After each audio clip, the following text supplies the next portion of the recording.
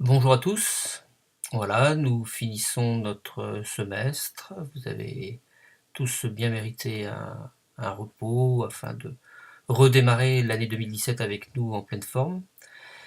Fin d'année, fin de semestre, c'est aussi le moment de faire un petit peu le point, le bilan, à la fois sur votre parcours en M1 et au regard aussi de mes enseignements.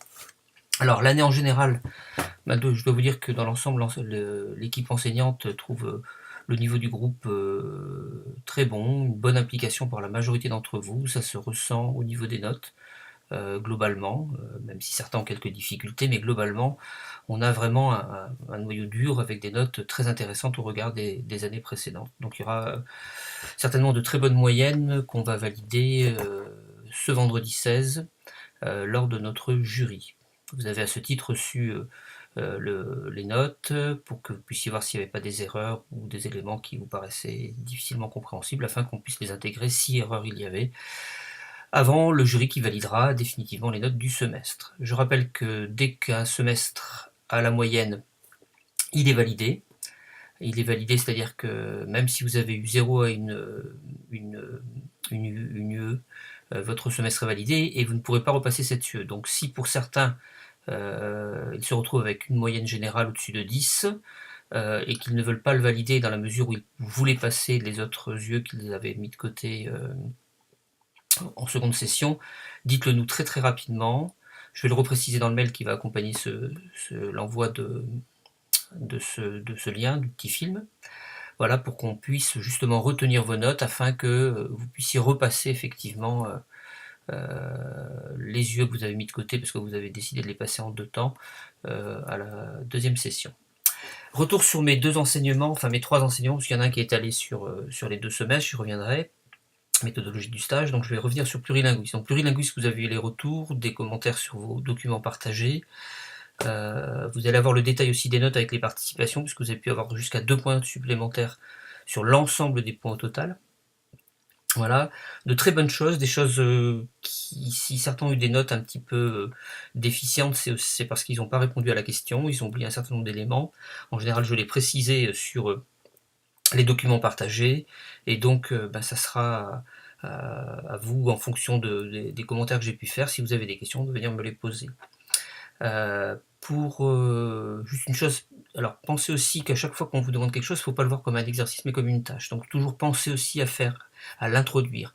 Pensez aussi dès maintenant à essayer de formaliser vos travaux avec une mise en page, avec un style de texte qui s'apparente le plus possible à ce que vous allez faire pour votre rapport. Comme ça, vous prenez des habitudes, donc d'écrire en justifié, de garder la même police. Si vous avez des références bibliographiques, de les mettre en ordre alphabétique avec une forme qui s'apparente à celle que vous aurez pour votre rapport, etc., etc. Je pense que déjà là, si vous l'intégrez, ça sera d'autant plus naturel pour votre rapport. Donc de très bonnes choses en didactique du plurilinguisme. Vous pouvez partager vos devoirs avec ceux que vous voulez, avec le groupe si vous le voulez. Si vous me le demandez, je les partage. Surtout qu'il y a des choses quand même très intéressantes. Pragmatique énonciation, donc le cours peut-être le plus théorique entre guillemets. Je vous envoie joint à ce film et au mail qui l'accompagne la correction type du dernier devoir que j'essaie de formaliser en fonction de ce que j'ai pu observer, etc. Donc vous le recevrez. Je vous en demandais pas tant, mais c'est important que vous le voyez. Alors il y en a certains aussi qui ont essayé de répondre à certaines questions en me mettant tout ce qu'ils savaient. Donc à un moment, quand on vous demande les maximes conversationnelles, vous l'abordez sous l'angle des maximes conversationnelles. C'est pas la peine de me le mettre à chaque fois, ou vice versa. Si on vous demande de parler d'inférence, de développer autour de l'inférence, etc., etc. C'est pour ça qu'il y a eu des petites choses. Et ensuite, toujours de préciser les choses et d'illustrer quand on vous demande d'illustrer. Si on vous demande, par exemple, de donner un petit énoncé sans marque d'énonciation, certains m'ont marqué l'énoncé sans commentaire. Il faut justifier un petit peu pourquoi il n'y a pas de marque d'énonciation, il faut me le dire, parce que c'est un texte de tel type, etc., etc. Voilà. Pour l'analyse des trois énoncés que je vous demandais en premier lieu, là c'était pareil. Essayez de répondre à la question qui vous est posée. Je ne vous demande pas de tout développer, mais d'aller vers l'essentiel. de montrer un petit peu comment ça se passe, pourquoi la communication elle a fonctionné ou pourquoi elle n'a pas fonctionné. Et même si certaines maximes de qualité, par exemple, ne sont pas respectées, pourquoi ça a quand même fonctionné, etc. etc. Enfin, vous avez dans la correction que je vous apporte un certain nombre de choses. Si vous voulez avoir le retour précis sur ce que j'ai mis sur vos copies, vous me le demandez, je le recopierai puisque j'ai fait les corrections sur une version papier pour un petit peu de temps en temps quitter l'ordinateur. Méthodologie du stage, donc vous avez eu trois arrêts ce semestre. Je vais regarder le dernier arrêt, faire le point un petit peu où vous en êtes. Vous avez normalement dû prendre contact avec votre tuteur de rapport pour voir avec lui un petit peu votre questionnement, là où vous en êtes, etc. N'hésitez pas. On continuera au second semestre avec 3 autres étapes où je vous demanderai un petit peu de réfléchir sur certaines choses, éventuellement sur la forme du rapport aussi, etc. Donc c'est quelque chose d'un peu plus général, au-delà qui est là pour vous aider en accompagnement de ce que pourra faire le tuteur de rapport avec vous.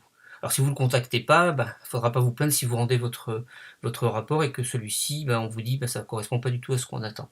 Donc n'hésitez pas à le contacter, faire un Skype, à le rencontrer si vous êtes à la réunion, etc. Que ce soit M. Puren, M. Olivier ou moi-même. Que vous dire de plus? Donc le second semestre va démarrer début février. Vous allez avoir un calendrier aussi qui va vous être proposé. Nous sommes en train de le remplir. Donc vous verrez, il y a peut-être des nouveaux enseignants, des enseignants que vous connaissez. Quant à moi, vous aurez 2 cours et demi avec moi, donc méthodologie du stage dans la seconde partie. N'oubliez pas que c'est un carnet de bord pour ceux qui évaluent cette méthodologie du stage, donc pensez à le remplir régulièrement, de manière récurrente. On veut voir le cheminement un petit peu de votre recherche, de votre réflexion, et je vous relancerai pour vous repréciser un certain nombre de choses à ce sujet. Vous aurez un cours qui s'appelle Français sur objectif spécifique. Vous aurez entre autres une tâche finale, c'est de me monter un cours de FOSS, mais je vous expliquerai comment. Et puis je reprendrai un cours que Madame Wolf faisait avant, mais comme elle a pris la retraite, elle ne peut plus l'assurer. Alors il sera un petit peu différent, c'est le cours anthropologie. Moi, ce sera un cours sur l'observation que l'on peut mener, les types d'observations que l'on peut mener dès lors qu'on regarde des situations, on va dire, plurielles, plurilingues, pluriculturelles, etc. Donc on est quand même dans notre dimension plurielle telle qu'on la développe dans notre master. Voilà, que vous dire de plus? De passer de bonnes vacances, de vous reposer, de vous ressourcer, de continuer à échanger éventuellement avec les petits copains que vous avez rencontrés, les copines que vous avez rencontrées durant ce parcours. J'espère que vous avez créé des liens forts et qui vous permettent de travailler en confiance. Vous aurez aussi de nouveaux collègues au second semestre, c'est-à-dire des collègues qui étaient là l'an dernier mais qui n'ont pas fini leur second semestre. Et puis, vous allez voir des nouveaux noms que vous n'avez pas rencontrés, et donc de les accueillir parce que vous pourrez travailler avec eux sans problème. Je vous souhaite donc de bonnes vacances, je renouvelle mon message, de bonnes vacances, mes meilleurs vœux pour vous quant à votre vie personnelle et bien sûr par rapport à votre cursus universitaire.